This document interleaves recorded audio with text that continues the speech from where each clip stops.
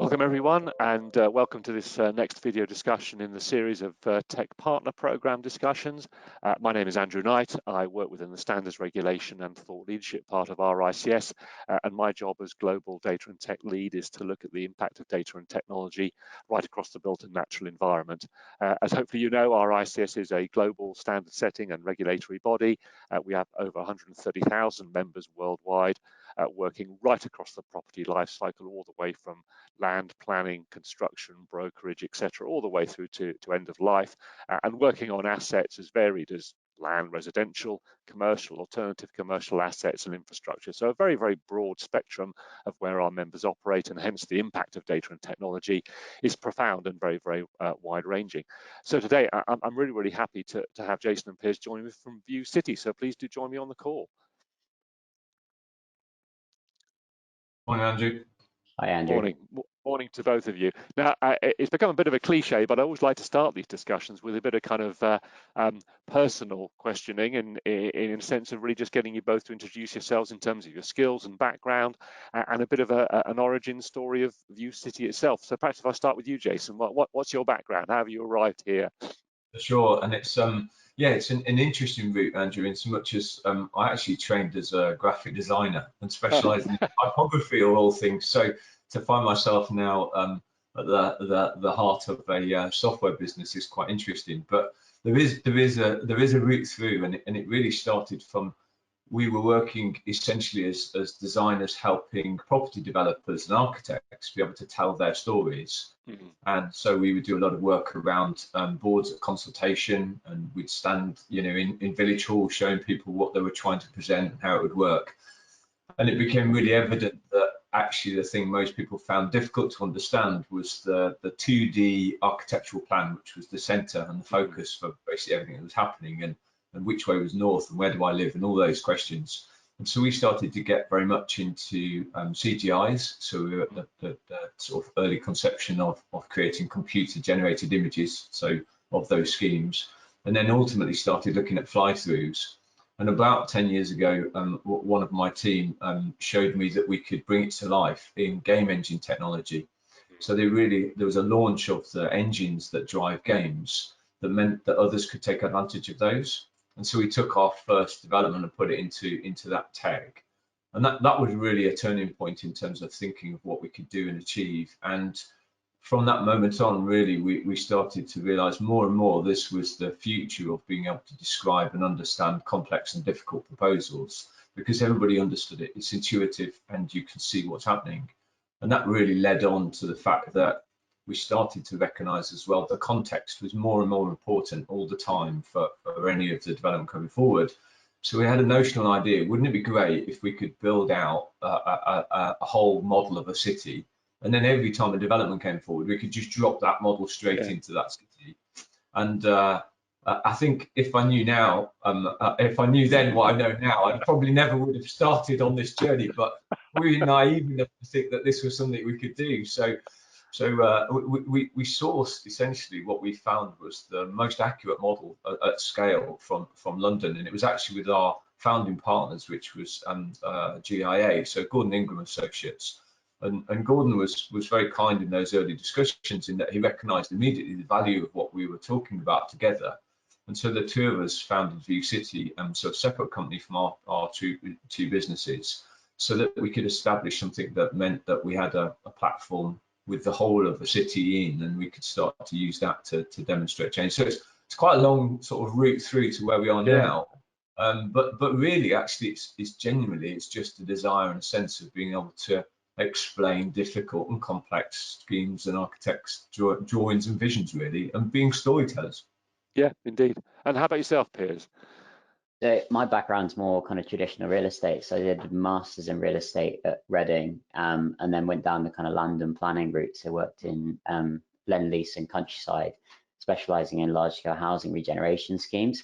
And then basically really bought into that vision that Jason and Gordon sold in terms of that prop tech and the future of the industry and the planning discussion, and really wanted to get involved. So I moved kind of from traditional real estate into prop tech in about 4 years ago now. So my role at View City is head of commercial partnerships and policy. So really coming in to work with our clients and BLUC to understand what is really fascinating times in the world of digitisation of the planning system and planning policy, and try and help us understand how our product fits into those broader discussions the government's having around the digitisation agenda. So my role really sits in between the worlds of kind of traditional planning and development and technology. So I get to learn new things constantly and have really interesting discussions. So I'm very lucky that Jason and Gordon gave me the chance to go and do that sort of a job. But that's kind of my background. Yeah, that's great. No, and I say that the reason I always ask this question is it's always fascinating to see this mix of skills and background that so many successful data and tech firms have, because I think there's that critical point about having that team where you've got these mix of backgrounds and mix and skills of experience. So that's great. Now, I've been for the RICS, it'll be 11 years in April, and for some reason we seem to get a housing minister for every year. So the first question, and I know we have a new housing minister in post, Stuart Andrew MP. How do you see kind of digitisation and digital tools perhaps helping to get a bit more stability, dare I say, in that position, and making sure that we can move forward and have that stability, which I think is so important for such a key role. You know, with housing, was it valued £6 trillion in the UK? It's a hugely important asset. If I start and then Piers, I'm sure you'll be able to join in and add to this as well. But I think one of the biggest issues for me is continuity of understanding of what change is and what's been planned and what's gone in the past, where success, things have been done successfully. I can't imagine landing in that job with the complexity of everything we know. We've been in the industry, as you say, Andrew, for years, and myself as well.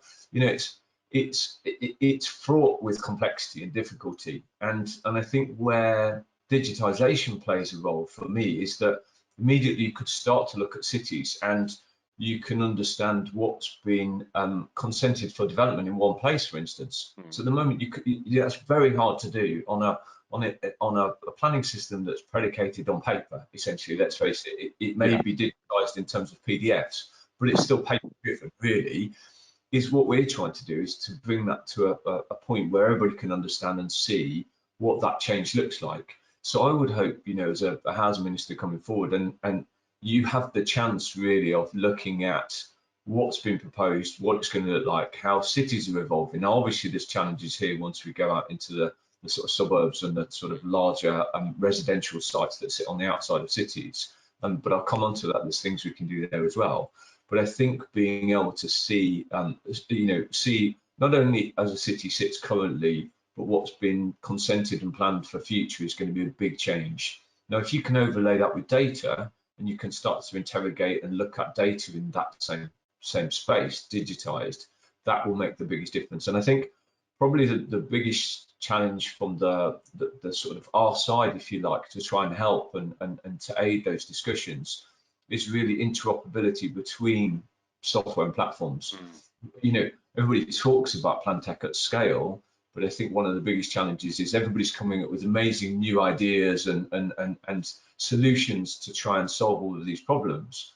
But the biggest problem is then you've got to pick your way through them, and where do you go? So even as a new housing minister, and your team is sort of saying, we can see there's loads of things to do, but how do they all work together, and what happens, and how do we? So we've set ourselves that challenge as well, which is really to start to make sure that we talk to the other sort of areas of what planning is going to look like and change, and people are doing amazing things. So that maybe you have ultimately one space. So your new housing minister arrives and says, show me where we're up to, this really. I just want to be able to dive in and see it and go anywhere and challenge where we're at, so that everything can be about forward planning and longevity of the plans that were already set in place. Piers, I don't know if you'd like to add. Yeah, so just on that one, my career and background in housing and the house builder countryside as well. So my career has been about 10 years long.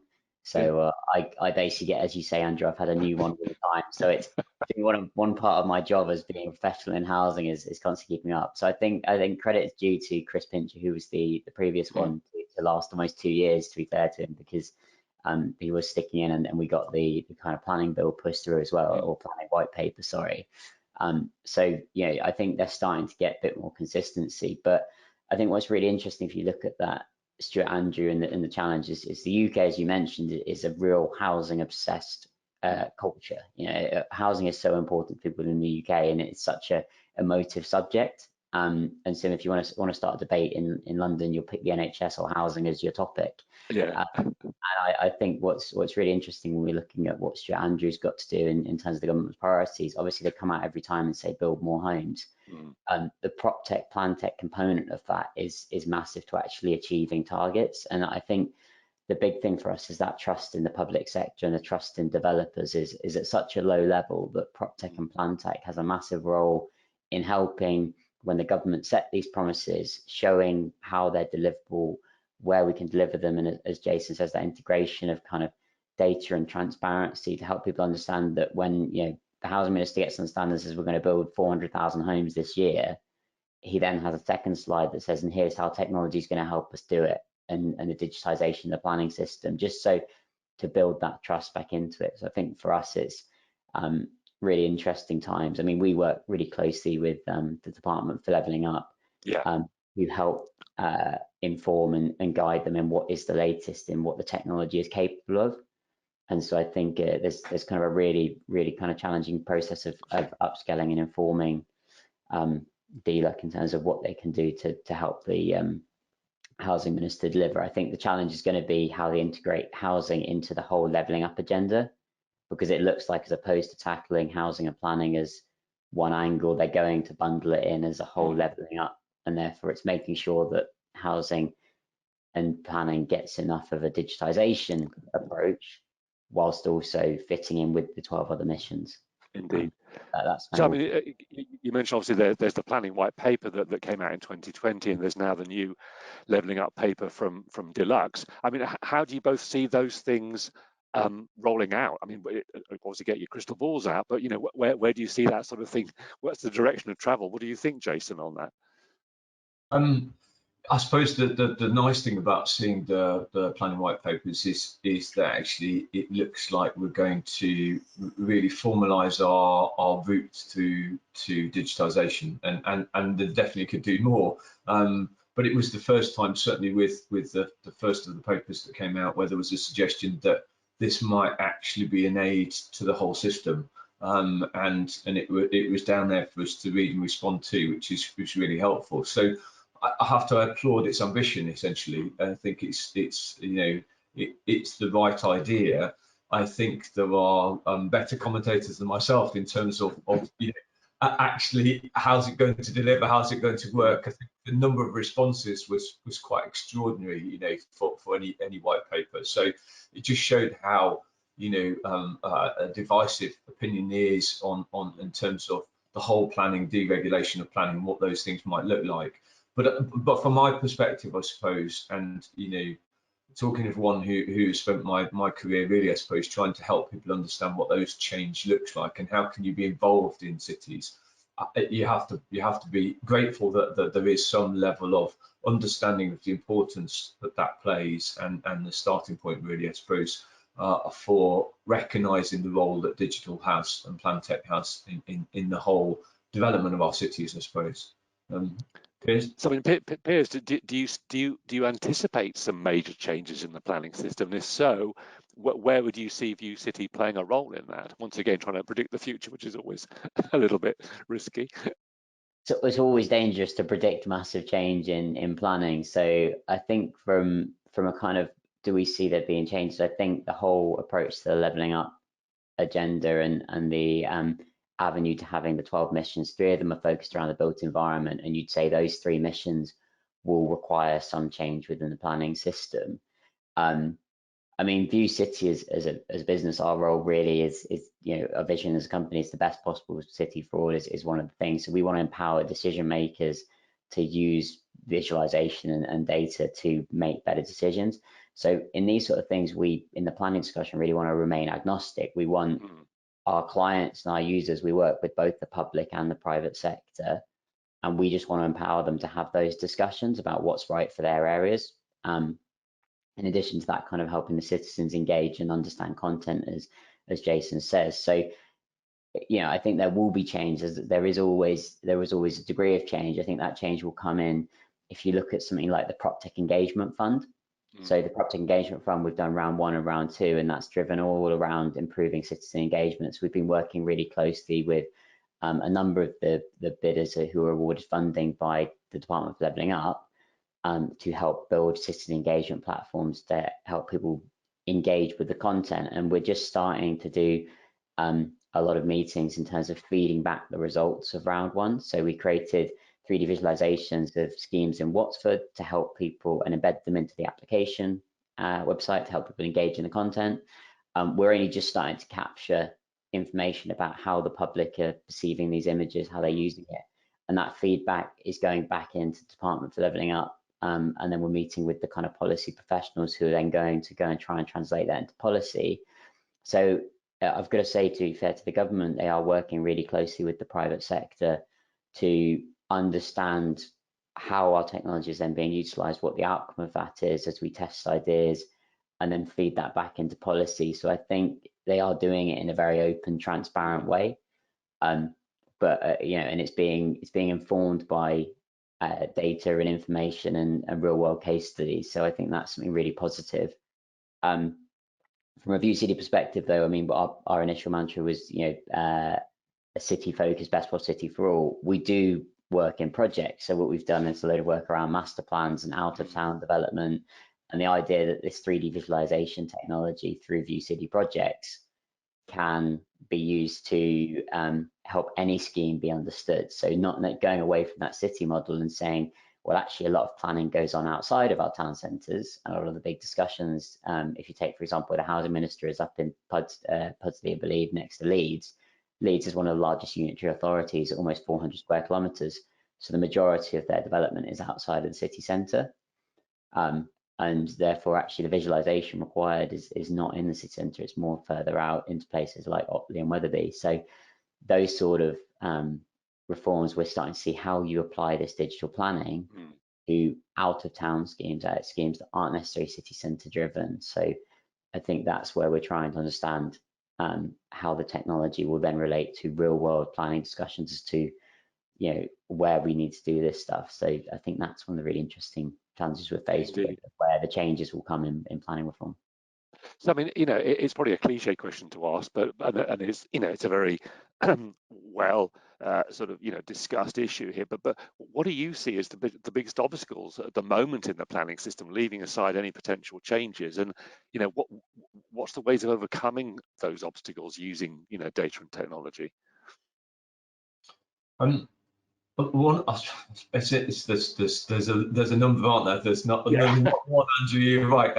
I guess the one of the things that I recognise as well is that we will arrive at a planning committee, and you'll have had any number of professionals on a team who have been working for months, if not years, in terms of our proposal or development, and then in effect, non-professionals, although advised by officers, then have to decide whether or not this scheme is relevant and right, and they should let the developer, architect, or even individual go ahead and build their scheme.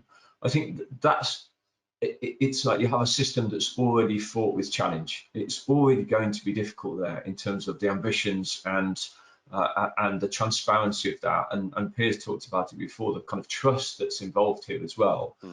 And it's really there's the three parties I see that are involved, that at the moment there's such segregation between those three parties, and I see that very much as the in effect the proposer of that change, so the developer with their team, the architects and everybody else involved.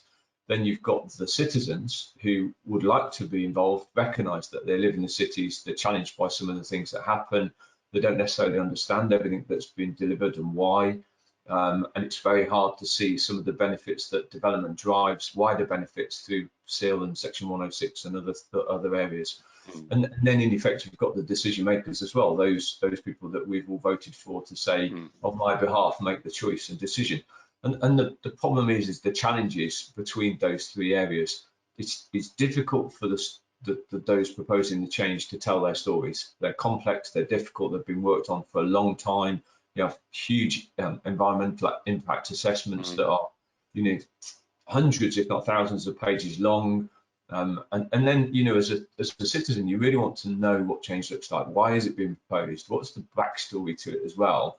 and it's not just what does the end result look like, but why are we doing it, and what, why are we providing all these homes, and what they're going to look like, and how is that going to have an impact? When Bristol are told you're going to get thousands of new homes, it's like, is that twice as many as we've got, or is that is that a third of what we've got, or what? It's really hard to understand and see what those changes are. And then as your decision makers, of course, to have the benefit of officers helping in the process and looking at all that information and trying to make sure that they give a qualified opinion on it. But ultimately, you're left with, in effect, laypersons who are looking and trying to make a decision and understand whether or not this is going to be of benefit. And so often as well, it's not cumulative. It's very difficult to understand. When we first started building out View City, one of the challenges I had from RBKC was that they said the biggest problem that their planning committee have is seeing all of the changes they've consented, and is it too much already, and should we just pause? So you've got a hiatus in decision making just from fear of what you've already consented. Yeah. So there's the system itself is fraught with support, basically, and we also know, if we went back maybe 30, 40 years, 99% of architects were employed by local authorities. Actually, it's completely the other way around now. Those 99% are all in private practice, with less than 1% actually supporting local authorities in terms of what change looks like. And so, and having the manpower and resource to be able to look at these schemes, I always feel it's so one-sided, because the development teams are so large and so well qualified, and you only need to look at appeals, which seem to be becoming more numerous. The weight of body and evidence is very, very difficult. So I think where digitisation plays its part, and where we can actually really help, is the fact that actually we make all of this information much easier to access. It's much easier when it's digitised to understand what's policy, how does policy affect, what does change look like.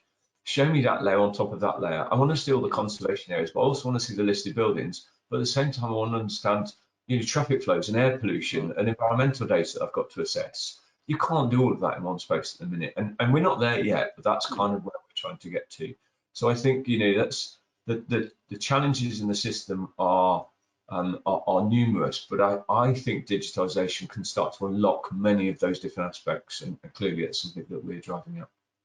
Indeed. So it sounds almost like, to use the jargon, that kind of almost resource and information asymmetry, where you've effectively got the decision makers really kind of in a very poor information setting, where they really can't envisage, look at those cumulative changes, place it in context with other data points, and then you have the other side, if I can use that sort of combative phrase, with a richness of information, but it's hard to get that communicated quickly and have it absorbed by the decision makers.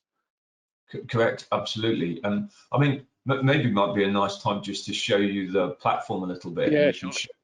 Let me just share my screen now. So so this is the View City base, and I think we're just starting here in central London at Trafalgar Square. But if I zoom out a little bit, I think one of the most useful things to look at here, essentially, in fact, let me just turn back to north because I've spun around, and everybody will recognise the city a bit more clearly. But if I show you our timeline, what we do, as well as creating this highly accurate, usable model of London, you can go anywhere, by the way. In 21 of our cities, we cover huge amounts. London, actually, we cover right out to M25. All right. This is our timeline of development. So what we've got here, and we have a team that track all the major developments and build these out, is if I just scroll back to when we were starting back in 2016 and then move forward, you'll start to see all these buildings start to arrive in the blue and yellow. Now, the idea here is essentially when you get the planning consent, we'll build that building out and it will arrive in the platform in yellow. Then as it's implemented, so as work starts on site, it turns into blue, and then ultimately it goes into dark grey.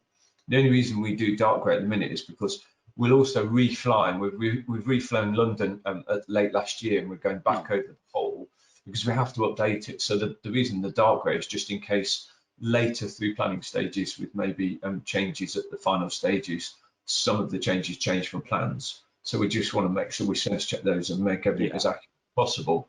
But the idea here is that because of the, we're accurate to 15 centimeters, we have all of the trees in the height accurate, canopy width accurate. It means that everybody can rely on this as that transparent, accurate base to within which they can work. So when we look at change and we want to establish what any evolution of change in buildings would look like, everybody knows, and that's from the citizens, the decision makers, and those proposing the change. This is in effect just a universal space. This is the digital equivalent, and it's often referred to as a digital twin. I'm slightly nervous of using that expression because we don't have everything in here. We don't go down to all of the detail, although we're trying to improve on this all the time and get street furniture and road markings and things in here as well, and eventually all of the windows and buildings. But for the moment, it's as close as we can get to a full digital twin, and from there we can start to assess and look at change. So, I mean, what's the next step to actually get this digitisation more thoroughly embedded in the system? I mean, is it, dare I say, is a question of more money going into it, both from either government or the private sector? What are the next steps to get this more embedded?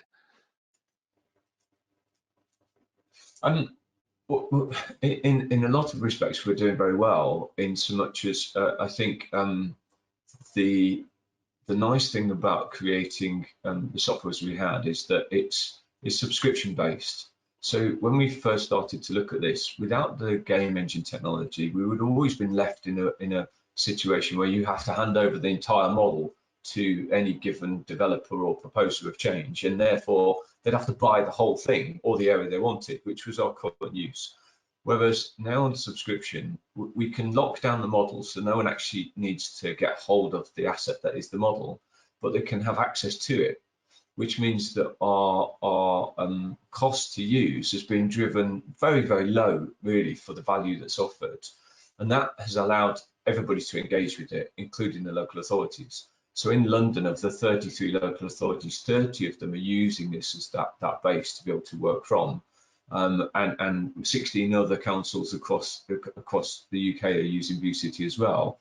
And that number's growing because there's a recognition that actually there's nothing other than transparency layered here. There's no inherent sort of backing of any solution or problem or driving forward under any kind of criteria. So it's then up to them to decide how to use it. And actually, I can show you tools as well that we've built into View City that allow you to assess, the planning criteria and change. And maybe again, if I just show you some, just show your screen. Yeah. So that, for instance, one of the lovely things in London, and if you're in the world of planning and development, you'll know all about this, but not necessarily you'd know this if you're a citizen, is we've got the London View Management Framework, which is in essence all of the protected views to St Paul's Cathedral and Westminster, Houses of Parliament. And these are areas that we've designated as views to St Paul's that we want to maintain and make sure that you can't develop above a height, because we don't want to block the views. Now, I've just turned them all on and they're a bit complicated. So let me just show you and describe what happens with one. Now, and I think this also raises another really relevant point here, which is, if I've bought a site, or I'm thinking of buying a site, and I'd say I'm deliberately going to choose these two buildings because I know they're not going anywhere. They're grade 1 listed, they're part of the fabric of the city, so no one's going to get upset and say I've just picked up on their site. So we know there's nothing going to happen here. But imagine I had been able to buy those, and I was thinking, I can build a much taller building here, and genuinely, I've had these discussions with overseas developers who've thought that they could build huge towers in the middle of London if they paid enough money, because it might be the system they come from. So here we go. I'm going to put up this great big view tower, sitting right next to St Paul's, and I'm going to make myself a really lovely penthouse terrace there. So you can manipulate the building a little bit. You can change the floor heights and things like this. This is all so that we can get and establish essentially, this is a residential tower now that I've decided to build out of 25 stories. But of course, this is then where policy really helps, because if I'm about to buy that site on that valuation and think that's great, I may pay over the odds, I may think I'm going to get all this value. But because now I can start to show you that actually, if you want to look at this from I think we choose the right view. There we go. Yeah. I can already show you, you're never going to get that. I mean, let's take away the fact you're in a conservation area, you're in, you know, your proximity to disabled and everything else. Just on this one sense alone, this view, and here, if I jump out to Parliament Hill, and this again will show you the extent of our model. I can go right out to the view from Parliament Hill. And what we're doing here is we're seeing the model build out to where I've come to the in situ, and you can see where in the map just here in the top left where we're sat is we've got all of these as surveyed photographs. So if I just fade from the photograph through to the model, you can see the accuracy there, but you also see, of course, all the new consented schemes that you don't have in the photograph. And if I zoom in, you'll start to see the issue that we've created for ourselves here. Yeah. I used to have a beautiful view of St. Paul's, which I no longer have because I've determined that this building should be built at this height. But what you're also able to do then is to start to say, okay, let's go back to that building and see what height we could actually achieve if we lowered the floors, so I can come back to the building I've created. And one of the things that's happening here, and I think is you know, sort of wraps up the point a little bit, is you actually have much earlier conversations with both the proposers of change and the decision makers to be able to understand the value of any given space or site and what would that look like. So even when we go, as Piers was talking about earlier, when we go out of cities and we look at density, you know, what density are we trying to put on any given space and on any area? So we could do this with master plans for houses, and we've been doing this with you know, some of the big house developers. You know, are you putting 300 or 3,000 houses on a scheme? And you can start to look at that at scale and understand, you know, how is that actually going to affect and change the area? What's the infrastructure that needs to be put in place? What's the phasing going to be like? And then, of course, start to share those with the citizens and the public so that we actually understand what's being proposed and be able to get to be involved and realise that we shouldn't be fearful of change, but we can be part of that change and actually have a real voice in it as well. No, as you say, and I think that's so critical for that storytelling piece in local plans with those initiatives now, where, as you say, that you've got to bring the community genuinely with you in terms of them having a full understanding of what the impact is, and once again informed in a way that's much more intuitive than wading through, as you say, a bunch of PDFs. I know just with my local environment, you know, when you do get a planning application, you are placed with, you know, 10, 15 different PDFs, a traffic impact and a biodiversity one, and, you know, and usually it is, you know, 2D drawings that give you some sense, but really don't give you a proper sense of mass and effect on light and those kind of things. So it's, you know, it is about, ironically, using technology to make it more simple, isn't it? Yes, yeah, absolutely. On what you're saying there, what's really interesting, one of the best outcomes of View City is actually reducing the number of invalid planning applications, because they're having those discussions earlier. And what we see kind of being really important for kind of the next steps in terms of digitisation is building up the skills for the future. So how do we persuade RICS professionals and RCPI professionals and professionals that if you engage with this technology early on in your process and you use the technology that's out there? So we're doing a lot of work with universities around the UK and Ireland to educate the next generation of professionals coming through, where, you know, they start to see this as the technology helping facilitate their roles in a way that, you know, is a new way of working. And it's not necessarily putting technology into old systems. It's about working with the technology from the ground up and that delivering the outcome. And I think that's what, you know, working with DLUC and the universities and RICS and REBA, we can all achieve together by kind of collectively aligning that vision for the digitisation of the system, taking the best from the RICS and the kind of tech industry to achieve that together. Indeed. No, and as you know, I mean, another one of our tech partners is Epic Games, and as you know, the Unreal Engine is being used at that more granular level as well in terms of actual buildings and looking at the actual design of the buildings, and then through these kind of approaches, putting them into the context of the site. But, you know, there's a lot of power there with this gaming technology to look at the format of the buildings themselves as assets and what they look like inside, and modeling those as well to make sure people understand, as you say, how will it look in place, but also how will it work internally, and how will it, you know, literally look like, you know. Yeah, no, absolutely. And we mentioned it before, and I think that, you know, when you look at the, you know, the Epic, you know, so Epic with Unreal, we work in Unity. So this is again about that interoperability piece. is if you have to choose a route and then you're trapped in a route, you know, that becomes complex and frustrating. And we've certainly seen that with the kind of rollout of BIM, and that it's adopted at so many different levels and different platforms to use. So we've been very careful as well to make sure that you can import buildings from all of those packages. So that we're not left with outliers where people say, well, I worked in a different package, therefore I can't use ViewCity. They all export FBXs. You can import FBXs into ViewCity very easily. But I think the other element for us is we recognise that we're certainly not the end either. So we want to look at working with some of the amazing software that's coming forward for appraisal systems, for instance, and the data that's being provisioned all the time as well. So we're looking at how do we knit together lots of this technology? How do we truly sit as a platform that means that, you know, as a non-techie professional, you can still make use of the software and make it easy to use and understand. And we've recognised that actually we've got to get everybody involved. So we're about to launch a hub, which we see as taking that sort of space where not only can we knit together all of the different technologies, but actually everybody can gain access to it. So we're going to create a free layer of access for citizens. We want people to be able to come into ViewCity and see, you know, the representations that the change makers are delivering and what does that look like. We're working with people like Commonplace in terms of public consultation and making sure that content from ViewCity can go into their digital consultation process as well. And ultimately then, you know, with people like Motif and Unboxed and back office systems, and there's so many, you know, I could name those, but you know, how does the actual process work so that you end up with a digital planning application?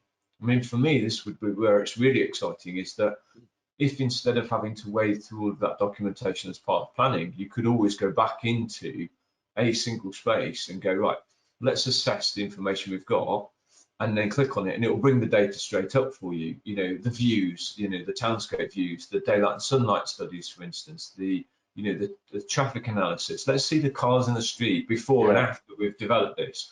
You know, I mean, a lot of this is some way away, but it's where we're headed. You know, try and make everything as real as possible as change and the impact of that change, so that we can understand what it is before we commit to it, essentially. Exactly. Compress the timescale, make it as quick as possible so we can get on with it if we think it's the right idea. Yeah, but I suppose in conclusion, it's the broader challenge the sector faces around joining these islands of data together, having interoperability, because there's lots of best of breed systems out there doing great things, but unless you can join them together, you end up with these islands of data that you know, you don't get that exponential benefit of overlaying data sets and connecting them in the way that we know is possible, but isn't probably quite working at the moment. Well, it's been fascinating.